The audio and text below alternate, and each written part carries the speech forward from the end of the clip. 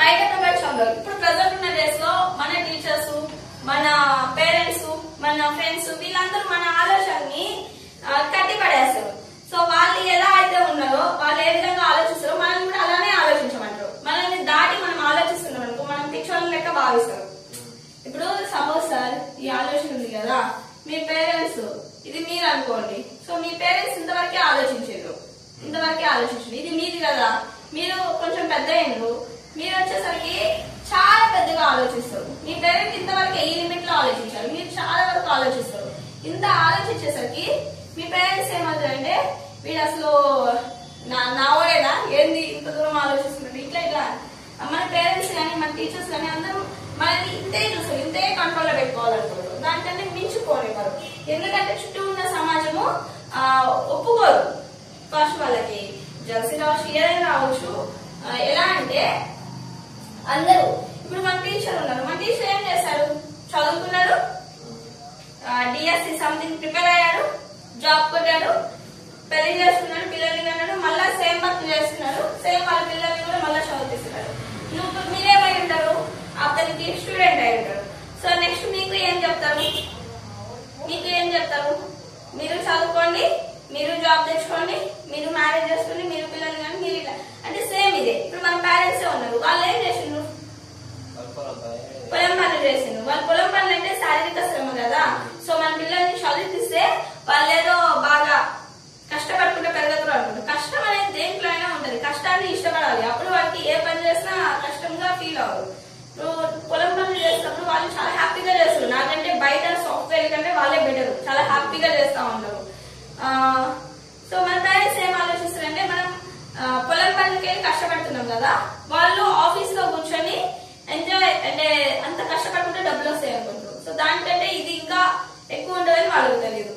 అంతవరకే మీరు జాబ్ చేయండి, మీరు ఇట్లా డబ్బులు వస్తాయి, తర్వాత ఈ టైంలో మ్యారేజ్ చేసుకుంటే ఈ టైంలో పిల్లలు వస్తారు, తర్వాత మీరు ఇంతే చిన్న ఇల్లు కడతారు అంతే చాలు అనేసి అంతవరకే ఆలోచింపజేస్తారు. కానీ బడా సోచ్ అనేది ఎలా ఉండాలి.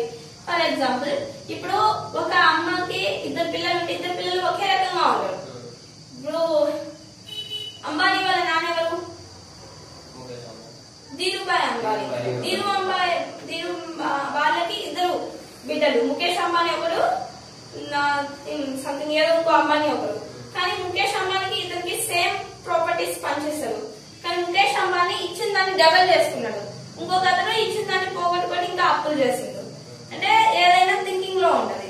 సో ఇద్దరు పిల్లలు ఉంటే ఇద్దరు పిల్లలు ఒకే రకంగా ఉండరు, ఒక కూతురికి కూడా. ఇప్పుడు ఫర్ ఎగ్జాంపుల్ మనం ఒక స్టోరీ చెప్తాం. ఎగ్జాంపుల్ స్టోరీ వచ్చేసరికి కాకి గద్ద. ఇప్పుడు కాకి ఉంది, గద్ద ఉంది.